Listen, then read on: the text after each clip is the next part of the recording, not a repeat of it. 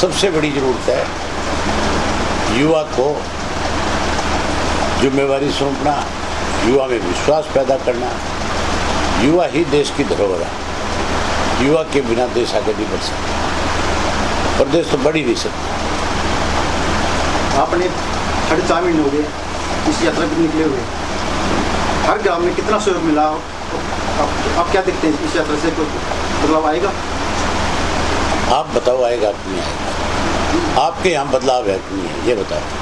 हमारे यहाँ तो भाई आए हैं, आपने बातें रखी हैं, लेकिन आपको क्या सहयोग मिला? मुझे सफेदों में आए आज तीसरा दिन है जी, 3 दिन हो गए।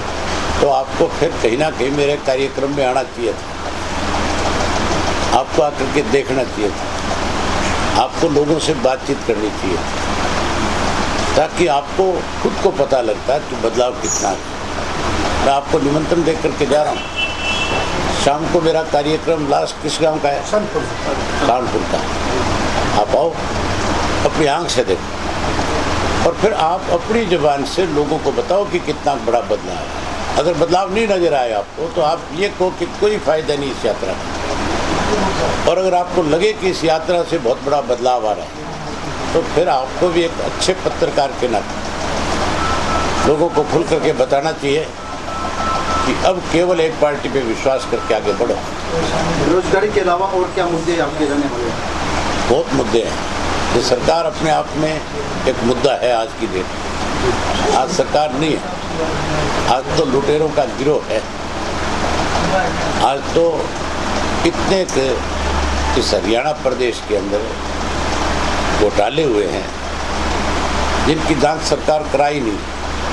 हमने विधानसभा में लिखित रूप में भी दे लिया, विधानसभा में मुख्यमंत्री का आश्वासन भी लिया, आज तक कोई जांच नहीं है। धान का घोटाला जो है आपको पता है कितना बड़ा है? आज धान का घोटाला जो है 10,000 करोड़ से बड़ा है। जमींदार जब धान बेचने आता है, नमी के नाम पे उससे 200 से 250 रुपये लिया जाता है। हमने मुख्यमंत्री से ये पूछा कि आप ये बताओ कि ये जो 200 से 250 रुपया आप ले रहे ये किसके खाते में नमी वाला पैसा है? बिलिंग जो है उसमें नहीं काट रहे। बिल जब बनाते हैं तो पता है क्या लिखते हैं कि हमने इनको पेमेंट पूरी कर दी, लेकिन वो 200 से 250 जो काटते हैं वो कहते हैं हमने इनको नगद दे दिया। जब आप बाकी पैसा चेक से देते हो वो नगद क्यों दे रहे? इतना पैसा साथ में नगद देने की जरूरत है? सरकार कोई पैसा नगद क्यों दे? सरकार को तो पूरा पैसा चेक से देना चाहिए। वो जो 250 रुपये है, अगर 1 क्विंटल के पीछे लिया जा रहा है और पिछले 9 साल से जब से बीजेपी की सरकार लगातार ले रही है तो हजारों करोड़ रुपया बन गया कि नहीं बन गया? हमने उससे पूछा मुख्यमंत्री से, क्या ये व्यापारी के खाते में जा रहा है, आड़तिए के, या जो मिलर है उसके खाते में गए, या जो एजेंसी इसको परचेज करी उसके खाते में जा रहा है, या ये सरकार के खजाने में आ रहा है? मुख्यमंत्री कहता है जांच करा दूंगा। 9 वर्ष बीत के कोई जांच नहीं है। शराब का जो घोटाला है उसके सबूत उनके पेश करे सामने, आज तक शराब घोटाले की कोई जांच नहीं है। जब विधानसभा में शराब की बात आती है तो फिर मुंह छुपाते हैं, फिर किसी ना किसी तरीके से उसको टालने की कोशिश करते हैं। स्पीकर को कहते हैं भी तू इसको आगे बढ़ा किसी तरीके से। ऐसा स्पीकर है वो फिर बिना सोचे समझे जो है सरकार का पक्ष लेकर के खड़ा हो जाता है।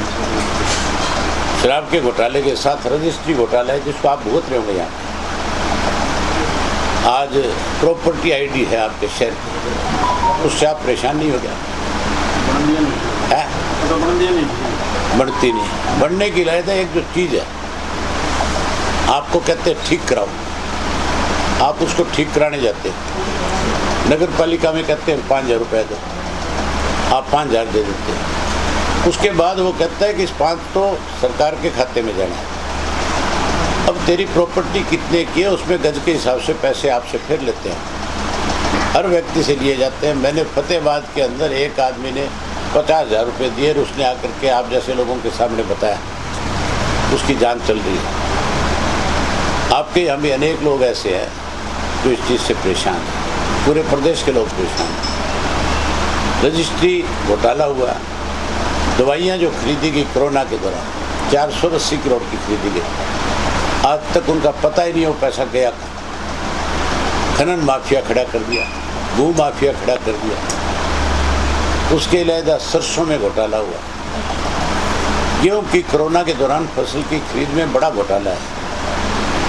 2 महीने पेमेंट नहीं हुई, 17,000 करोड़ रुपया केंद्र की सरकार से गेहूँ की खरीद के लिए आया, एक बैंक में जमा कराया और उस बैंक से उसका ब्याज खा गया। 450 करोड़ रुपया ब्याज बनता है, 17,000 करोड़, थोड़ा ब्याज नहीं होता। किसान के पास जाना था वो पैसा, वो ये सत्ता में बैठे लोग खा गए। उसकी हमने जांच की मांग करी, आज तक कोई उसकी जांच नहीं है। हर वर्ग के लोग आज परेशान है इस सरकार से। तुम्हारे यहाँ पिल्लू खेड़ा के अंदर कॉलेज अनाउंस हुआ था कि कॉलेज बनाएंगे लड़कियों को, 8 साल पहले मुख्यमंत्री अनाउंस करके गया था। आज भी वो जमीन जो की तो खाली पड़ी है, वहाँ ईंट भी नहीं है, कोई घोषणाएं पूरी नहीं है सरकार की। 1,85,000 करोड़ रुपए का आज बजट है। आप मुझे बता दो, आपके सफीदों में कोई एक ईंट भी लगी है,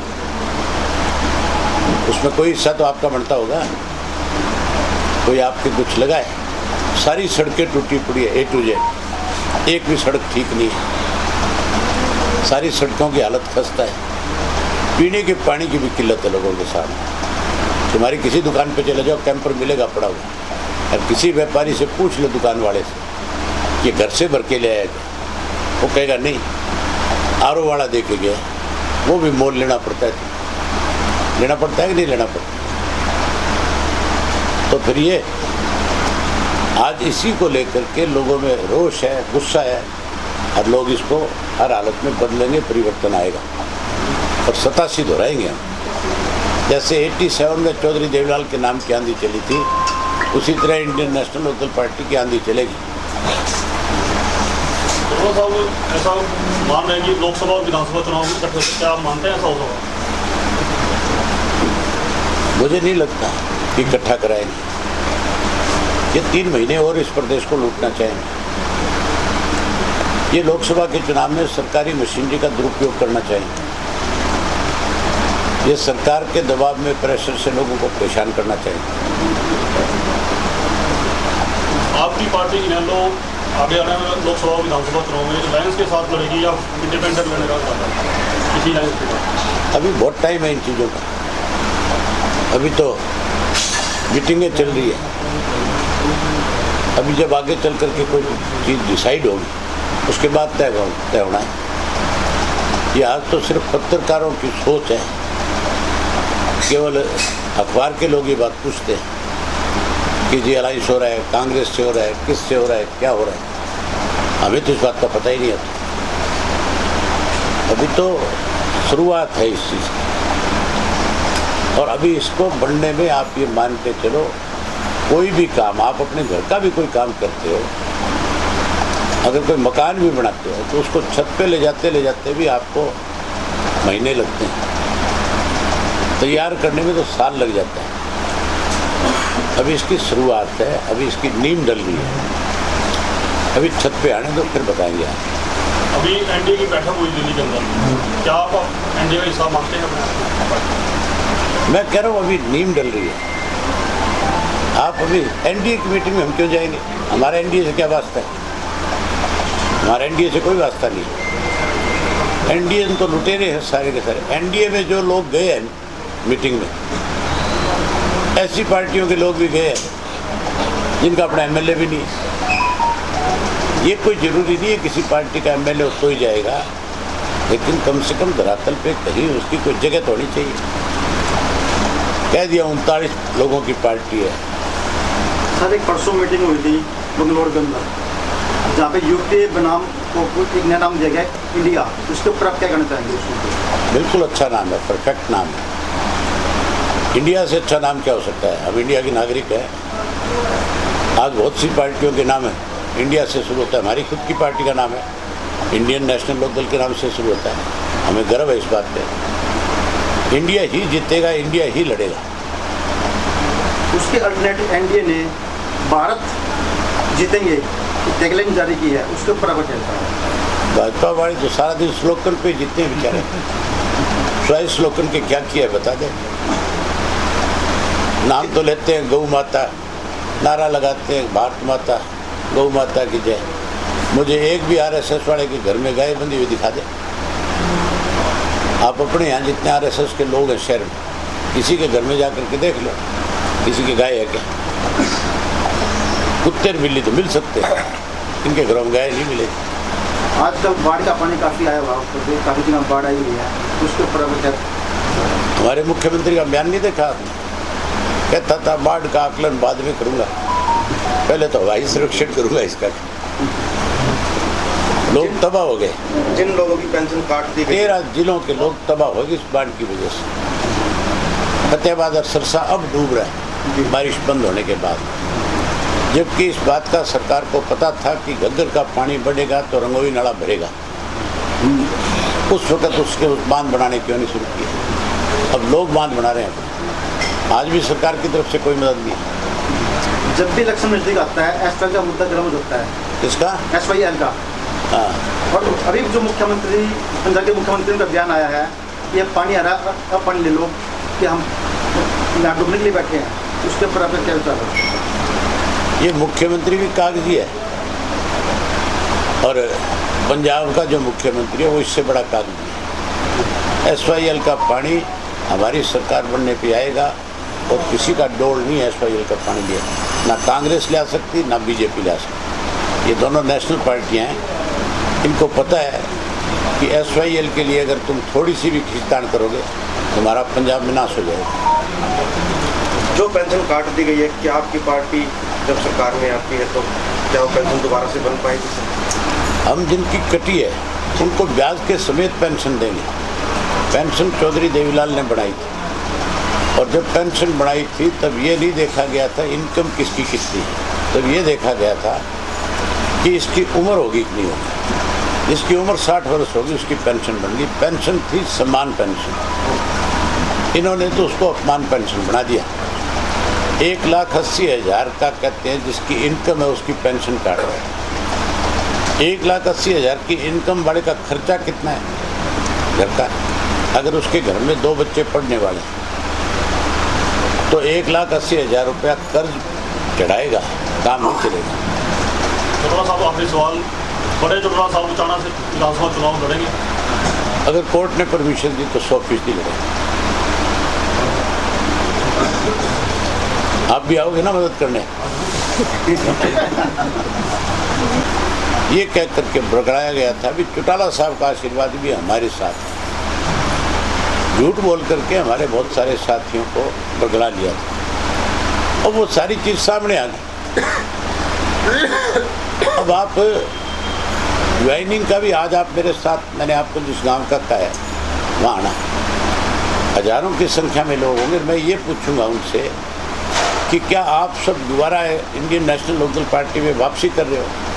देखना लोग क्या कहते हैं। सर अभी एक आपका बयान आया था दिग्विजय का कि INLD एक आदमी की, एक MLA की पार्टी है। उनको ये तो पूछ तू जाके तुम्हारी पहचान किससे थी? तुम्हें कौन जानता था? पहले ये तो पूछ ले जाके। वो बच्चा है अभी, उसके माँ बाप का कंट्रोल नहीं है उसके ऊपर। सत्यानाश की जड़ है, इनका सत्यानाश भी वही करेगा। पार्टी का सत्यानाश करने वाला ही वही है, इनका सत्यानाश भी वही करेगा। आज भी तो कुछ हैं परिवर्तन यात्रा के प्रचार, तो क्या करना चाहेंगे? परिवर्तन यात्रा जो है आज 4 महीने और 25 दिन हो गए। अब तक 2650 किलोमीटर के करीब हमने सफर तय किया है। 14 जिले कवर किए और 62 विधानसभा क्षेत्र कवर किए। 1300 से ज़्यादा गांव में लोगों से मिला। 14 डिस्ट्रिक्ट हेडक्वार्टर पे अलग अलग कम्युनिटी के लोगों से, शहरों के मंडी के व्यापारियों से, कोर्ट में वकीलों से, उसके साथ साथ बाजार के जो लोग हैं उनसे, अलग अलग एसोसिएशन के लोग हैं उनसे मिला, गांव के अंदर जितने भी लोग मिलते हैं उनसे बैठ कर के बातचीत करता हूँ। उनकी क्या दिक्कत है, क्या समस्याएं हैं, कैसे भाजपा के शासनकाल के दौरान उन लोगों ने किस किस तरह की दिक्कत और कठिनाई को इस 9 वर्ष में झेलने का काम किया।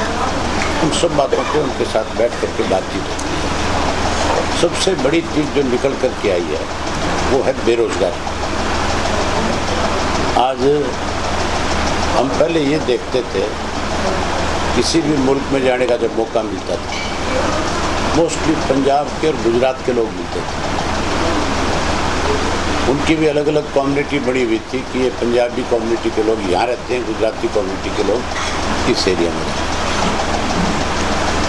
हरियाणा के बहुत कम लोग थे जो विदेश में मिलते थे। आज कोई गांव ऐसा नहीं है हमारा जिस गांव से 150 बच्चे विदेश ना गए। ये विदेश कोई डिमांड नहीं है कि बच्चे वहाँ जाएं। आज हरियाणा प्रदेश जो है बेरोजगारी में 36% पे चला गया, देश में सबसे ऊपर चला गया बेरोजगारी। मुख्यमंत्री रोज घोषणा करता है 1 लाख नौकरियां दे रहा हूँ, 60,000 इसमें दे रहा हूँ, 40,000 इसमें दे रहा हूँ, केवल घोषणाएं। आज जो बच्चे पढ़े लिखे हैं उनको अपना भविष्य जो है हरियाणा में कहीं सुरक्षित नजर नहीं आ रहा। इसलिए बच्चे माँ बाप पे प्रेशर बनाते हैं कि जमीन बेचो, हम विदेश जाएंगे। और 1-1, 2-2 बच्चे हैं, माँ बाप मजबूर हो जाते हैं उनके सामने, ज़मीन बेच करके बच्चों को विदेश भेजते हैं। वो बच्चे विदेश में जा कर के भी ये तो है नहीं भी जाते एडजस्ट हो जाए, उनको वहाँ भी बहुत परेशानियों का सामना करना पड़ता है। सरकार की तरफ से कोई ऐसा बच्चों के लिए आज सिक्योरिटी नहीं है कि कोई बच्चा हरियाणा का पढ़ लिख लेगा और उसको उसके बाद कहीं कोई जॉब मिल जाएगा, इसलिए मजबूर होकर के जा रहे हैं। ये अच्छी परंपरा नहीं है। इससे अगर युवा सारा हमारा निकल गया तो उसके बाद बहुत बड़ा नुकसान प्रदेश को हो जाएगा। और देखो भाई साहब यहाँ आए, बहुत अच्छा लगा। आज इनकी जो यात्रा है 3-4 दिन की, जो इन्होंने मान सम्मान दिया है, जो प्यार प्रेम मिला है, उसके लिए मैं इनको धन्यवाद करूँगी।